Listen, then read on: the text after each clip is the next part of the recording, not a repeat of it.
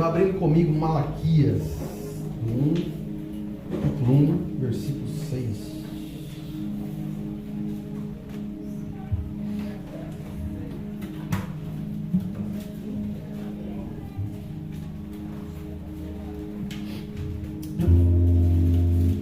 Hoje o pastor Tiago não está presente, ele está numa missão no Uruguai. Semana passada estávamos em Minas Gerais, uma escola lá, muito impactante. Presenciamos, queridos, curas e milagres sobrenaturais.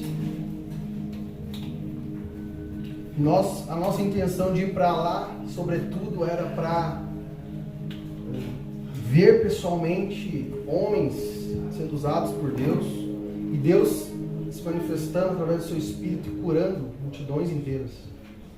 Bom, às vezes nós limitamos o poder de Deus muitas vezes e poucas coisas acontecem. Então essas escolas nos ajudam a ter uma amplitude maior do que Deus faz, e Ele ainda é o mesmo. O mesmo Deus que curava lá na igreja de Atos, Ele cura ainda. Amém? Então a nossa intenção de ir para lá é para aumentar a nossa fé. Lá nós presenciamos tumores desaparecendo, cegos enxergando, surdos ouvindo, cadeirantes voltando a andar.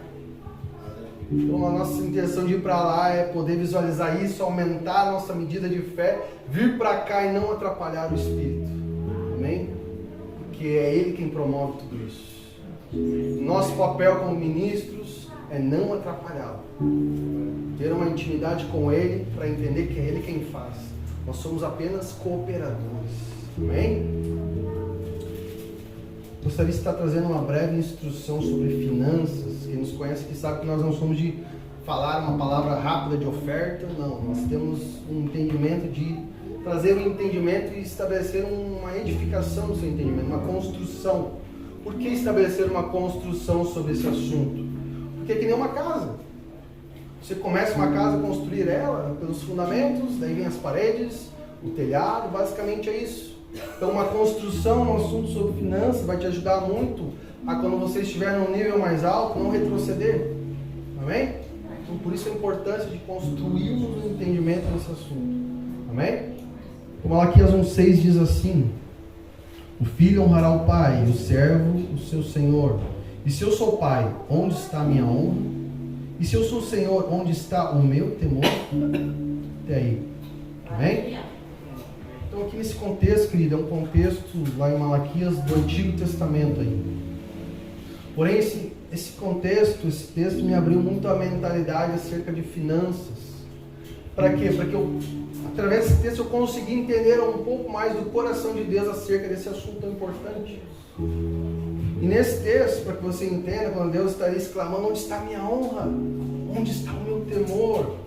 Naquele contexto, os sacerdotes estavam entregando animais a Deus, coxos, cegos e mancos, para o sacrifício no templo. Porém, ele tinha estabelecido um padrão: os animais deveriam ser sem defeitos. Através desse padrão estava profeticamente simbolizando que o Cordeiro perfeito, que tiraria o pecado do mundo mais adiante, seu filho. Então já estava profeticamente simbolizando isso. E os sacerdotes estavam entregando animais abaixo desse padrão, animais cegos, coxos, mancos. Então Deus naquele momento exclama: onde está a minha honra? O que eu entendo com esse texto? Que, querido, Deus no Antigo Testamento, a intenção do coração dele não era receber animais no templo para o sacrifício. Assim como a intenção dele hoje não é receber seus dízimos, suas ofertas, seu dinheiro. A intenção de Deus, tanto na antiga como na nova aliança, é honra. Receber honra de sua igreja. Por que a intenção dele é receber honra? Porque ele não precisa de nada. Ele não precisava de animais, não precisa do seu dinheiro. Por quê? Porque ele é Deus.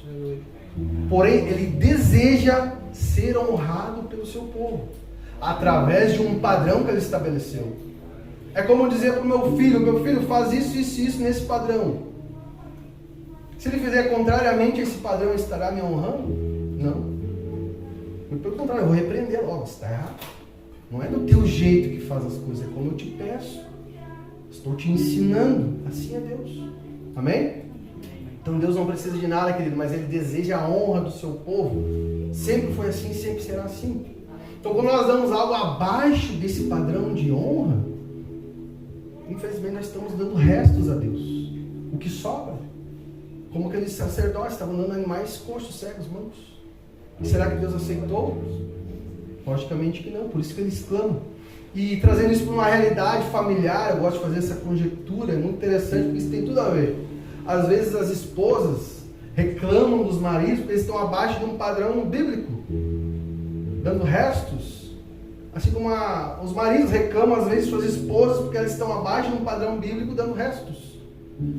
E às vezes os filhos também reclamam de seus pais porque estão abaixo de um padrão bíblico e estão recebendo restos de seus pais. Que restos?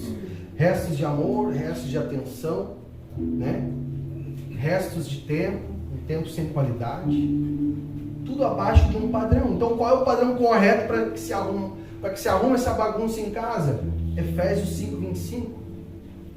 Efésios 5:25 vai arrumar todo o padrão de bagunça em casa. O que diz lá? Vós maridos, amais vossas mulheres, como também Cristo amou a igreja e a si mesmo se entregou por ela. Amém? Então esse é o padrão sacerdotal do marido em casa.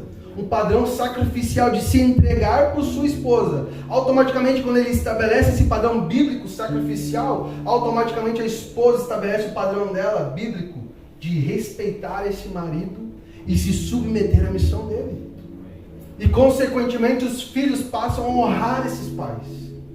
Entende? É um processo em escala. Porém começou por quem? Por um sacerdote que se posicionou na sua casa e afetou toda a sua casa. Amém? Então, querido, comece a estabelecer esse padrão também nas finanças.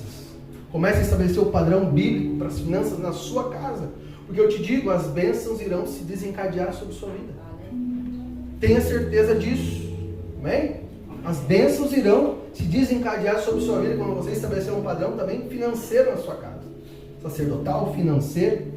Então Deus tem um padrão de bênçãos sobrenaturais para derramar sobre sua vida. Amém? O que Ele espera?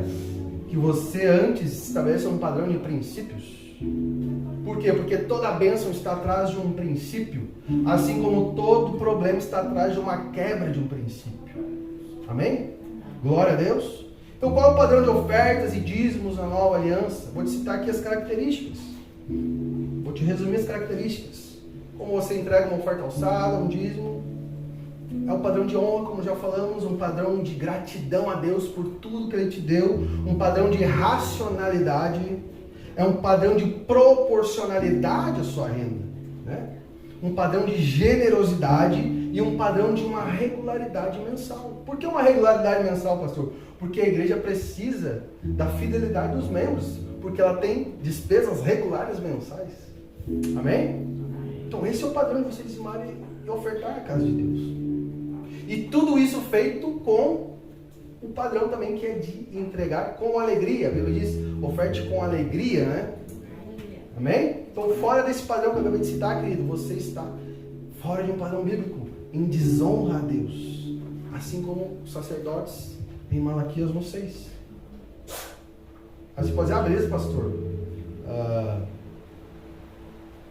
Entendi. Vou começar a dizimar agora no padrão. Mas eu não estou muito feliz agora, estou todo errado, né? Dizimar no padrão, vou ofertar, mas eu estou... Depois dessa palavra eu acabei entendendo que eu estou todo errado. Como que eu vou dizimar com alegria? Né? Porém, entenda, querido, dizimar ou ofertar com alegria não tem a ver com eu aqui como pastor falar uma palavra que vai te alegrar. E você vai vir sorrindo. Vai eu contar uma piada no meio das ofertas e você vir sorrindo. Não, querido. A alegria bíblica é a junção de duas expressões, é sheftah, que é a união de... É uma união de vínculo eterno com Deus novamente. Então quando você oferta com alegria, você tem que ter o discernimento de que você está vinculado a Deus novamente, está unido a Ele novamente pelo sacrifício da cruz.